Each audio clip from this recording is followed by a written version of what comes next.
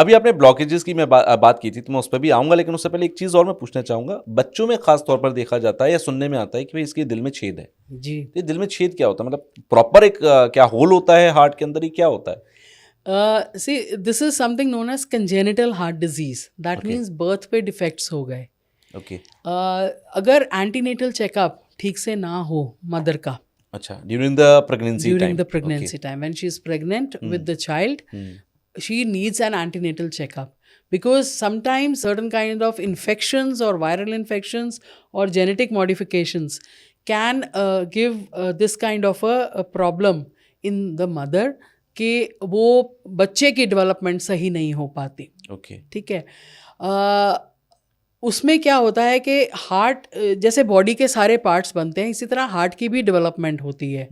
लेकिन हार्ट की डेवलपमेंट में ये होता है कि जब हार्ट के चेम्बर्स बन रहे होते हैं, जब हार्ट के चेम्बर्स में डिफ्रेंसिएशन हो रही होती है, तो उस टाइम पे congenital defects can occur okay. in case there are some kind of infections or some kind of hereditary problems getting into the way, right? हमारे हार्ट में जो सिस्टम होते हैं 4 चेम्बर होते हैं, 2 ऊपर के 2 नीचे के, ओके। राइट? जो राइट साइड के चेम्बर होते हैं दोनों, वो गंदा ब्लड लंग्स में भेजते हैं ताकि ऑक्सीजनेट हो सके। ओके। जो लेफ्ट साइड के चेम्बर होते हैं 2, वो साफ ब्लड, लंग्स से साफ हुआ ब्लड उनके अंदर जाता है और फिर वो सारी बॉडी को सप्लाई करते हैं by a very big artery known as aorta. अच्छा, इसी को हम कहते हैं जो धक धक होता है, वो फ्रैक्शन ऑफ सेकंड के अंदर वो पूरा प्रोसेस पूरा हो जाता है। जी। Okay. जो धक धक होता है that is the heart beat, और हार्ट बीट की वजह से ये कोऑर्डिनेशन अपर और लोअर चेम्बर की रहती है। ओके। ठीक है। और अब अगर राइट साइड पे गंदा ब्लड है और लेफ्ट साइड पे साफ ब्लड है, you cannot have the mixing of that, Exactly. right? हाँ। You have to खराब have हो जाएगा। separate rooms for that, right? उन rooms को जो होता है वो सेप्टम बोलते हैं। ओके, जो सेपरेट कर रहा है। जो सेपरेट कर रहा है दोनों रूम्स को। ओके। तो राइट लोअर चेम्बर को, लेफ्ट लोअर चेम्बर को जो सेपरेट कर रहा है उसको कहते हैं वेंट्रिकुलर सेप्टम। ओके। और जो राइट अपर चेम्बर को और राइट लेफ्ट अपर चेम्बर को सेपरेट कर रहा है उसको बोलते हैं एट्रियल सेप्टम। ओके। अगर ये सेप्टम्स पूरे बन नहीं पाते during pregnancy of the mother, जब मदर कैरी कर रही है बच्चे को, तो उसको बोलते हैं एट्रियल सेप्टल डिफेक्ट या वेंट्रिकुलर सेप्टल डिफेक्ट। इन अदर वर्ड्स, हार्ट में होल। ओके, ये होता है दिल में छेद। दिल में छेद। अच्छा, दिल टूटता भी है कभी क्या? यस, प्यार में अक्सर लोगों का टूट जाता है। प्यार में दिल का प्यार में दिल टूटता है। It is known as broken heart syndrome. It is a true ये सच में होता है? मुझे लगा था कि ये मैं एक जस्ट फॉर द फन कर रहा हूँ ये। नहीं, ये broken heart syndrome is a known entity. It is also known as takotsubo cardiomyopathy. Okay, difficult word. It's a Japanese word. Okay.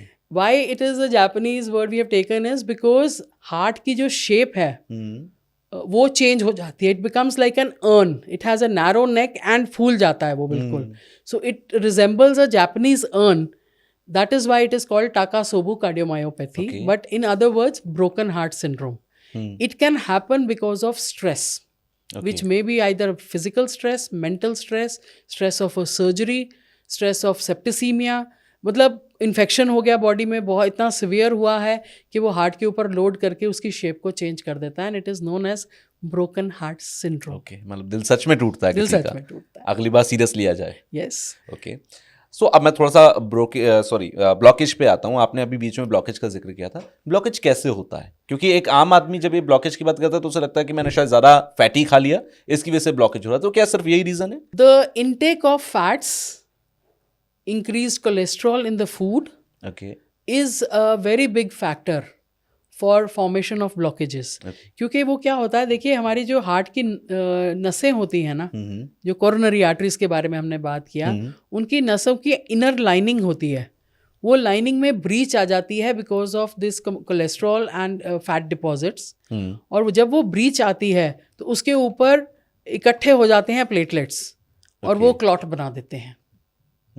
ठीक है। एक जैसे अगर सपोज आपको चोट लगी, आपकी स्किन में ब्रीच आती है, वो ब्रीच आती है तो आप देखते हैं वहाँ स्कार फॉर्मेशन होती है और वहाँ पे क्लॉट बन जाता है। बन जाता है। वही सेम आपकी कोरोनरी आर्टरीज में तकरीबन जाता है। सेम हो रहा है, Okay. एब्सोल्युटली। ओके और बिकॉज ऑफ कोलेस्ट्रॉल डिपॉजिट्स होता है।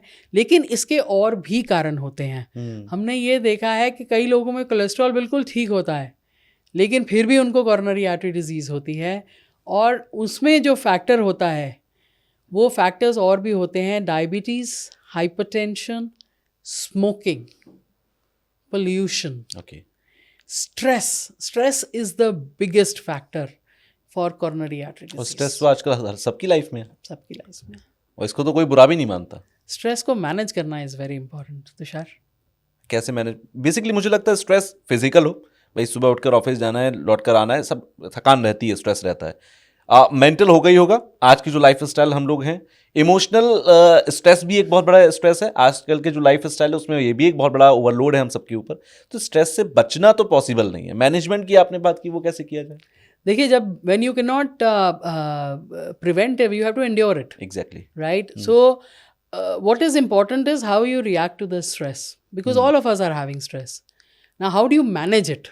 How do you react to it? First, reactions अपनी कंट्रोल रखनी चाहिए, और उसको कंट्रोल करने के लिए आपका माइंड कंट्रोल होना चाहिए। एंड माइंड को रिलैक्स करना बहुत ज़रूरी है। So you have to have a me time in your 24 hours. Okay. It makes a gross difference in your lifestyle.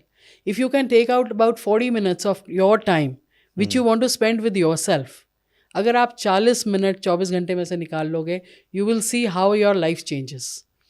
It is, and you have to do on those 40 minutes, you have to do what you like to do. Okay. जो आपको अच्छा लगता हो, जो आपको relaxation वो करो। देता हो। आपको वॉक पे जाना अच्छा लगता है, 40 मिनट के लिए वॉक पे चले जाइए, और किसी से बात मत करिए, अपने ईयरपॉड्स लगाइए, गाने सुनते हुए जाइए। आपको अच्छा लगता है कि कमरे में बैठ के मैं किताब पढ़ूंगा, वो किताब पढ़िए। 40 मिनट्स के लिए किसी को कोई डिस्टर्ब नहीं करेगा, अपने साथ टाइम स्पेंड कीजिए। Start spending time with yourself and you will see what the difference it makes in your life.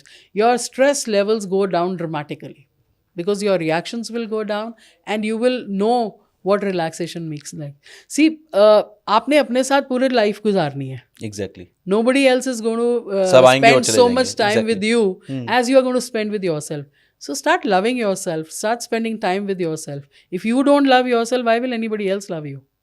और खासकर ये बात मुझे लगता है जो हमारे इंडिया में फीमेल्स हैं, पूरे दिन उनका सुबह से लेकर रात तक या तो ऑफिस में, घर में सबकी जिम्मेदारी निभाते हुए जाता है, उन लोगों को मी टाइम जरूर निकालना चाहिए। सबको निकालना चाहिए, आपको भी निकालना चाहिए।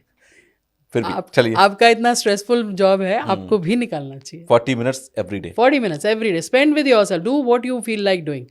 You want to meditate? Go 40 minutes room बंद करके अपना मेडिटेशन करो।